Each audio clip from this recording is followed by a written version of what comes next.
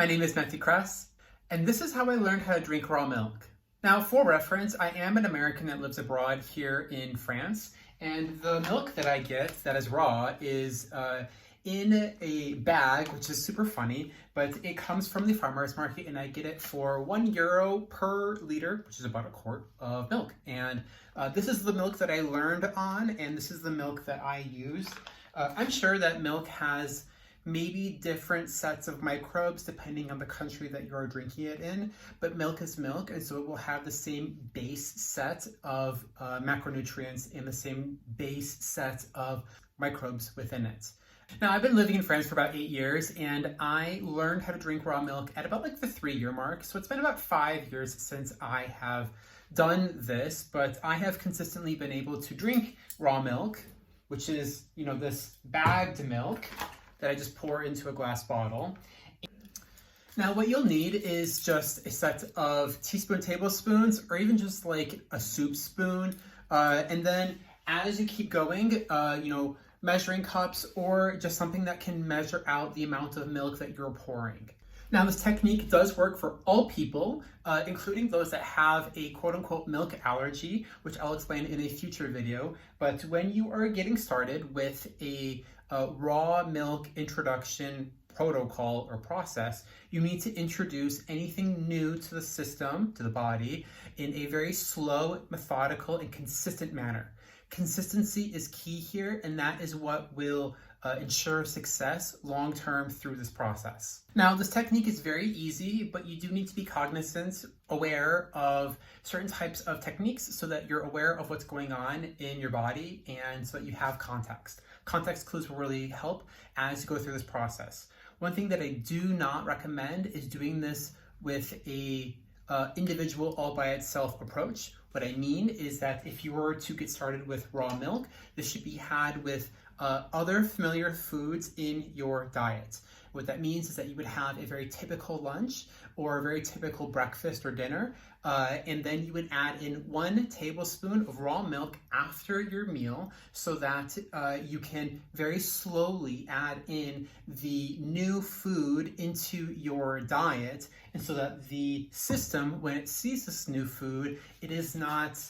Now, this is going to be a little bit more metaphorical, but when there is a new food that is introduced into the system, the body, you don't want it to be afraid of the newcomer that's coming along and that is a stranger to the environment. If you bring in a new food and it's accompanied with a bunch of familiar faces in the body will say, oh, he has come with friends. And so because he has come with friends, we can see and metabolize and recognize that this is not a mistake. Here's the process on how to get started drinking raw milk and introducing it to the diet. So you're going to get your liter of milk. You're going to get a tablespoon. You're going to pour 1 tablespoon into a glass. And you will drink this post breakfast, lunch, or dinner, only 1 meal at the very start. Taken like a shot, and you will do that 1 time per day. You will stop. You will critically think about how your body feels afterwards. Your body should not feel any adverse side effects from just 1 tablespoon of raw milk. Through the many clients that I have assisted with this raw milk introduction, I've not had any problems using this specific technique. So please feel safe with this type of technique. If you do, however, want more hand-holding or assistance, please reach out to me and I'd be more than happy to assist. So moving on, do this 1 tablespoon per 1 meal for 3 days.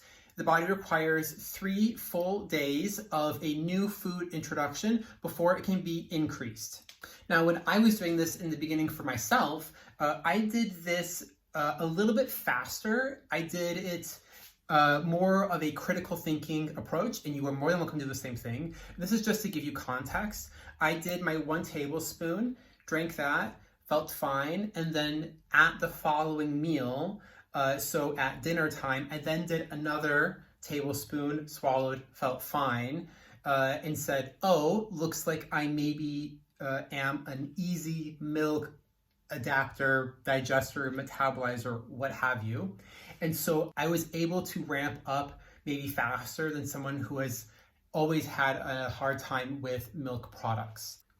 Now, that being said, I was someone that had chronic lactose intolerance and IBS throughout my entire childhood growing up, and I was very trepidatious going into this project, but because I was determined and I wanted to learn how to drink raw milk, and I saw other people having success with this technique, I decided to try it on my own, and so now here I am trying to share my success. Hopefully this also works for you. So after day 3, you will graduate from 1 tablespoon to 1/4 cup, and this will be the rest of the week. And remember, consistency is key. If you forget, I don't want to say you'll be starting over, but when you are addressing a new food introduction, it needs to be added in consistently so the body does not think that it's a mistake and that you're doing this intentionally, and so that the body can easily start revving up the metabolic enzymes to help digest these new milk proteins, lipids, and carbohydrates. Now, once you're done with your 1/4 cup, with 1 time per 1 meal per day consistently, then you'll make the decision to either add in more 1/4 cup after multiple meals, or you can make the decision to do a greater quantity of milk after your 1 meal. Both of these techniques work. Now, because everyone is individual and everyone will have their own set of results from this type of experiment protocol, it will then be up to the individual to decide how fast they increase or the type of introduction they want to have. Maybe they want to have a glass of milk after their workout, and so they will more focus on increasing volume. Or maybe they want to have like more cheeses at the end of their meal, or have milk be more of a common ingredient in their daily life, so they'll just spread it out more equally. Whichever approach is all dependent on you, but this is how you successfully increase a new food into the diet. And now this technique also does apply for vegetarians and vegans who are interested in increasing their meat consumption into the diet.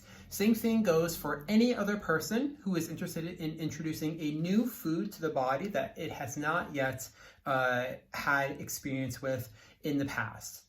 This can be introducing fermented foods. This could be introducing meat. This could be introducing fish. This could be introducing raw milk. There are a wide variety of foods out there that people avoid for certain reasons, but they are interested in reintroducing back into their diet. And this is a specific technique that is used, as a dietitian and nutritionist with my clients who are trying to come out of an elimination diet or who are trying to feel less restrained in their food options when they go to have their meals. If you're interested in learning more about the science behind adding new foods to the diet, or about adding raw milk to the diet in a more milk allergy or food intolerances, please leave a question in the comment section below, and I'll see if I can develop a YouTube series on this type of approach. Once again, my name is Matthew Kress, and you can find me at kressdietetics.com, and I want to thank you so much for watching this video, and I will see you in the next video. Bye!